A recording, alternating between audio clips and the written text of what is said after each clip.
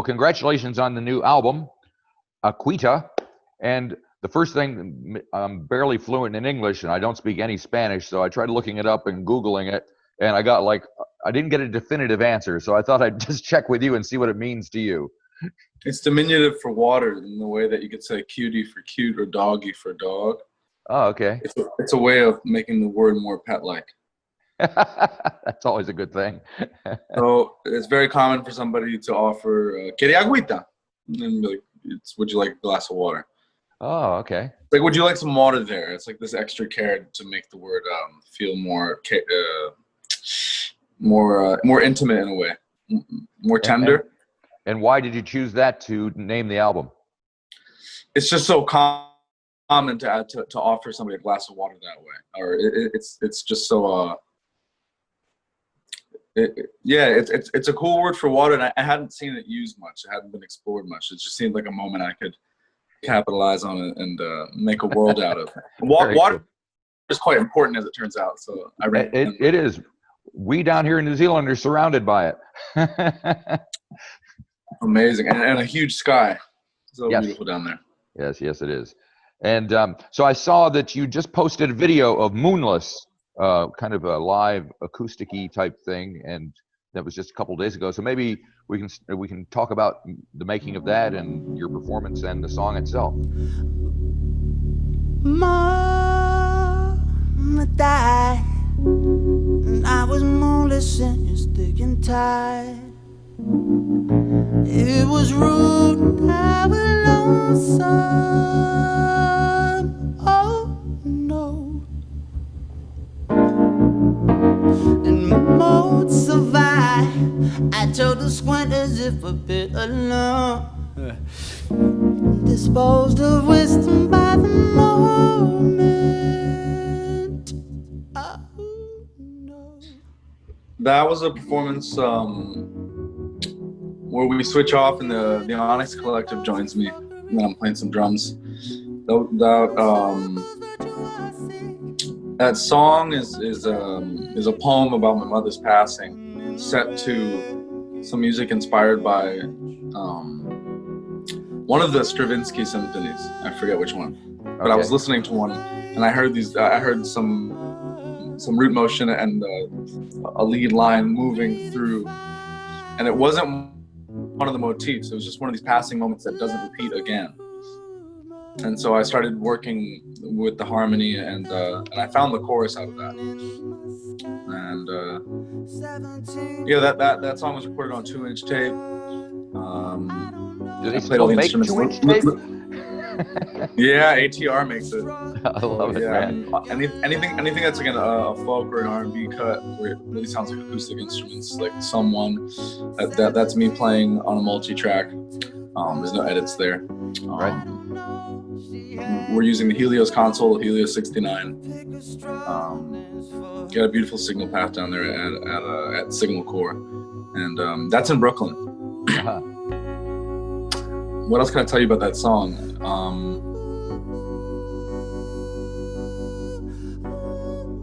Little Cruda did the string arrangement, and it features a string quartet and woodwinds, and that's the ensemble there. Christine Cruda being the arranger. Okay. Now, my understanding is that the album itself, you kind of take on a variety of characters, like 3 characters. So for those who may not still have heard it yet, maybe you can kind of elaborate on that concept. The album is supposed to be an anomaly in that it's one person presenting basically a soundtrack. The album plays down like a tasting menu if you had 3 restaurants in one even. Or maybe if you had a French, Colombian, and American restaurant, let's say. Mm-hmm. And alternated dishes. So that you felt maybe like 3 chefs were even taking part in the event. And that's the feeling I want people to have. I want it to be impossible to recognize that the same artist made 2 songs in a row on their own album, and for that to be a moment, and a moment where cultural authenticity and idiomatic fluency and the context in which those are presented or born. I urge that we question that and that we elaborate on that in our own stories and in our own multiplicity and multicultural heritage. Okay. So if there are three characters, maybe you can give me an example of each different character via a track that you can kind of refer to for me. Absolutely. In character one, we have the debonair leading man who is coming out of the American R&B experience, mainly influenced by, you know, this Ray Charles, Sly Stone, Prince, D'Angelo lineage. And you hear the Beatles there. You hear just kind of that American English pop music with the R&B in it. And the second character is the so-called Latino Urbano hitmaker who's doing trap in Spanish, reggaeton records, sometimes even rapping in English as a bilingual. Normally as a 200%er. And then the third character is the wistful impressionist and is incorporating everything from Debussy to Bjork in this kind of 20th century harmonic exploration, minimalist, new classical music path. And you see this character collaborating with Theo Bleckman, for example, who's a leader in modern vocalization in this so-called avant-garde jazz realm. Gotcha. It's quite a diverse list of musical references that you make. You know, the Beatles and Debussy and all that. Do you listen to? Oh, right, and the middle one would have to be influenced by Tego Calderon, Daddy Yankee, Bad Bunny, Tiny, and J Balvin. So I forgot to mention the masters. Go right ahead. But I mean, so these are the three tentpoles that we're pitching, right? And each world plays by its own aesthetic rules, and so then the degree to which I can study those is what I can present here. And when you say study, does it feel like studying, or are you just like soaking in all this music all over the place? It is a product of being put in a position to soak it in, and of being able to live in my own space with each style, and relating to it as much as I did in the privacy of my own experience. That doesn't change that in the same way that I'm asking people to reconsider what is native to their innate culture, if that can even be said about a mannerism or a being or a tradition that we adopt. It really comes from this thesis that it's all a performance. You know, RuPaul says we're all born naked, the rest is drag. And so as you see on my album cover, I'm just a baby in nature. Yes. And then the way I appear is a totally prescribed thing, but I use my enjoyment of these modes to just ask some questions of myself. Yep. You know, can I even do this and get people to listen to it? Or not tell me that it's just a bunch of touristic garbage.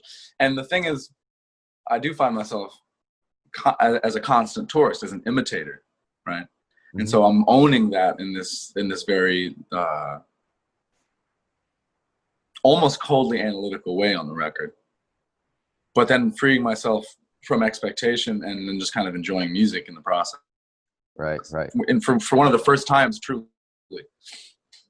So what have people been telling you about the record? So selective, this offering. Say it again. So what have people been telling you about the record? It's been out a little while now, so you must have been getting some feedback. They're very moved by it. It occurs to everyone as very beautiful all the way through. It shows me that everyone's more than ready to receive this kind of a range in an offering. Right. And I applaud everyone's hipness and everyone's ability to just kind of like quietly move past these concepts of low and high art and to and I do think that the whole thing coming from one person makes it more accessible to someone who wouldn't get behind the idea in the first place. Right. Yep. I mean, I'm finding that all over the place. I spoke to a guy yesterday in Berlin who is known as like a punk rocker guy, and he's just made this amazing jazz album. It's like, holy crap, how did you do that? You know, and it's just like, where was that the whole time? yeah. But it, clearly, if somebody can get into it like that, it's been there, but then it didn't reconcile it into the offering. Yeah. So it's pretty exciting. I think in general, this is what's happening. Something about this year, as bad as it is for a lot of people, is opening up minds. Absolutely. So. And people are reading about their history. And just yesterday, I was speaking with a Japanese journalist, and talking about how I had read that, you know, in the year 1492, which is in the history books where we've just pinned this encounter between cultures, even though there's evidence of trade since way before, is like you have 30,000-year-old Asians who over the course of 100 years, you know, their numbers could come down 97 million to 3 million from the 100. But the point being that the first contact is from a great Asian migration over the ice, and that's why I don't have any hair on my chest, and that's why I have straight black hair and almond eyes. Right. And just realizing, whoa, and then the kings and queens brought Castellano from Africa, which is a northern Islamic dialect, which is an Islamic dialect of a North African language, where you have Granada, the name for the whole new world, is a word from that language, and Cartagena means new city in that language, which is where all the gold, it was the capital of the new world, was put. And so it's like, no one tells you in Colombia, for example, that you speak an African language. Right. Yep. That's an untenable piece of knowledge, and for good reason. It just doesn't help the status quo. So just realizing how semantic these distinctions are, and the violence that they impose on our connections as people, it really becomes time to, like I said, through scholarship and through study, just adopt the things that you want to and be powerful in that, and claim something that is an affront. That isn't it, just being something you choose to be is a radical act, political act of resistance. So this record is firmly in that tradition, and I'm just so happy. I mean, as devastating as it was to have to do a campaign in COVID, I think the fact of everyone's introspection after this pandemic has given me maybe an even bigger stage in people's minds to elaborate a performance. That's a good way to put it. I like that. Now you've alluded to your appearance, to your hair, and to your chest. And I was watching the video of someone, and obviously tattoos are an important part of what you're all about as well. It's so peculiar, this game that we play. Hey, and I pray that we do. I want it all the way. Yeah. Oh, I needed you. I don't know what to do. You took your loving from me, and you gave it to someone new. As you can see, I'm covered in them. Yeah, exactly. I was thinking that.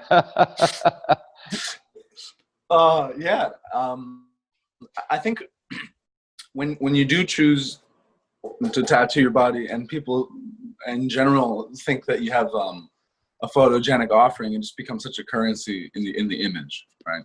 And then if you're willing to use your body and your torso, and you can move, and I work with this remarkable artist, Damani Pompey, and he's my movement guru, and we work on phrases together, and then basically on the day I have these moments that I ramp up to and come down off of, where we have very specific a very specific intention with my body, and it's always things that I would never have been able to do of my own choosing. So it's awesome, and it gives me, I think, more of a three-dimensionality as an artist. And then you see the tattoo. Sometimes I forget I have them when I'm really just when I'm looking at the movement, and then sometimes you have these close-ups where I'm reminded that they're there, and they tell a story too. People wonder, ooh, when was this acquired? What does that symbol mean? And it's all animals and plants, right? And the idea of symbols and codes is major in the work, and just like how language is used, you know. Yeah. And these are eventually just hieroglyphs that they can be characters of an alphabet. It's whatever you want if you zoom in and out. Yeah. Yeah. I love the idea of a movement guru. I've never heard of one. Now I want one. Right? Okay, give me A, B, C, D, E of me just stepping out the crib. So what does your movement guru tell you? Well, he'll just tell me how the whole thing begins, and he'll just show me the phrase. You know, like for someone, he's standing there and he goes, okay, bending the knees a little bit, and then you're starting inward, right? You have a ball of wax, and then you have the tray. Don't let the food fall off the tray, right? And then come out, right? So I have to keep it up. And so just simple little moments of logic where I know I have to turn around. And for me, movement is about like setting a limit that gives your mind the right cue. So a lot of the times he'll do something and I won't know how to process it. And then I'll be like, oh, if I start the left foot in front of the right, naturally I can unwind to that position. And then once I set that limit, then I go, what am I doing with the arms? Oh, they start here and then they open. And then slowly, then you just, in your mind, picture something happening in your body. You're valid in that transitory, in that transition to the next point. Right. Usually you can see starting silhouette and you see the final silhouette, but then how did you arrive there? And right. Yeah. Amazing. Now you mentioned about rapping in Spanish. Is this the first time you've done that? Semejante gotita, agüita, agüita. Lo que estamos activos movemos los pies, reneguita. Un pasito muy fino y el flota divino. De mi mami le tiro todito caliente, me salto los tibios. Agüita, agüita, llueve en diosita. Las más finas cejitas me caen distintas gracias a la vida. Es que soy un berraco salvaje, pero suave chinchila. Me meto rumba con tacón en pie, a veces me maquilla. Se me acerca una nena chimbita, nos pegamos seguida. Un pasito, tun, tun, ey, hacemos la vuelta, agüita, agüita. Recuerdo los tiempos difíciles cuando yo no tenía. Ando mambao estos días, que frío, ojalá no me dé pulmonía. Yeah, first time on record. And is it difficult? Is it different? Do you have to think differently? Yeah, phonetically, it occurs as an overload. And when I'm actually learning my own raps, it gets phonetically abstracted. Yeah. So the point that I'm transcribing it phonetically sometimes so that I don't trip up over a reading. Right. Because you still got to have the flow, right? So it's different in different languages and how the consonants and vowels run together, I guess. Exactly that. It's how the consonants and the vowels run together. And a lot of the S's are emitted. And that'll be the difference between your like Andean Spanish and your Caribbean Spanish in Colombia. Like in Bogota, everyone's like, ¿Qué es eso? And then as you get on closer to the coast, that same thing would be ¿Qué es eso? Then you just took out the es in the middle. Yeah. Well, I've noticed just moving to New Zealand, the difference in the language between here and the States. So, I mean, it's crazy. What people do with language is amazing. Right, and that's all to each other at all. King's English. Wild. So, what is the experience? What's the vibe like in LA? I mean, you're in the United States. It's pretty interesting times, to say the least. How are you feeling about it all? Ooh, I'm happy that in America it's becoming a matter of public conversation to acknowledge the institution of white supremacy in America, right? And the way that this has been very deliberately codified in ways of relating to us through advertising and choices in language, and in the way that all the news companies are owned by the same people, and in the way that just every part of our society is geared towards deunionizing us, restricting voting rights, and disenfranchising Black and brown people in America. So the fact that this is now at the forefront of some people's minds, and that people are now looking for new language, and this is really where it comes in, new language to frame their experience and to question the world, and realizing that just the way that you either center a violent system or don't, in the way you can offer an alternative from what we're seeing, or say, no, we're talking about something completely new, right? There's a Right. power there, right? And so the fact that now everyone is looking at Black radical thinkers, at Black women who have been intellectuals leading these movements in creating language and vehicles to powerfully discuss this horror show is a relief, because I think everybody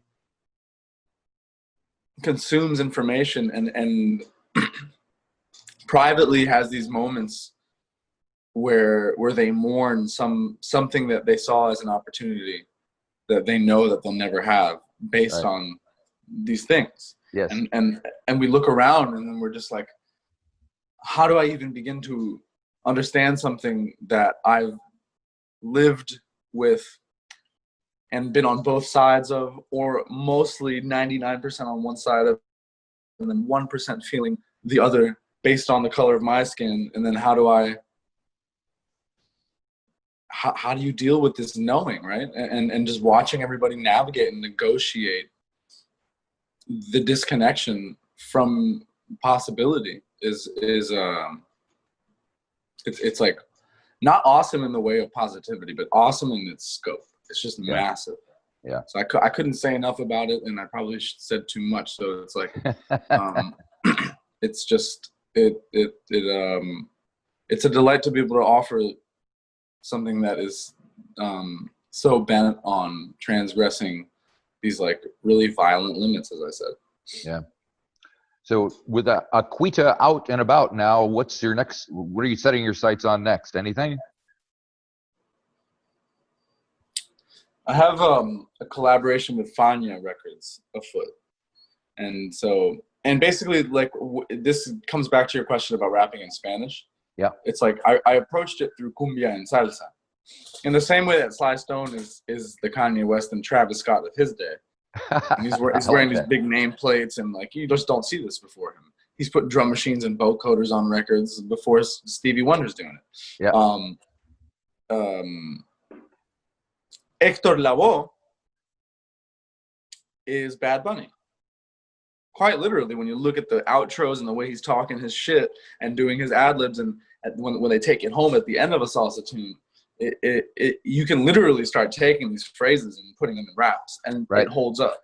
It's the same style of like of doing that like alpha challenge, and it just rolls off the tongue. It's just the most delicious thing. So you see these parallels and these literally just taking the same instinct and just dropping it in a different context.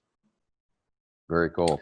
So we have Fania Records. We're going to do something with the orchestra, you know, make new salsa records, and the next private ambition I have is to create a duet between two of my characters, where then they share the screen on a music video and begin to interrogate one another. Yeah.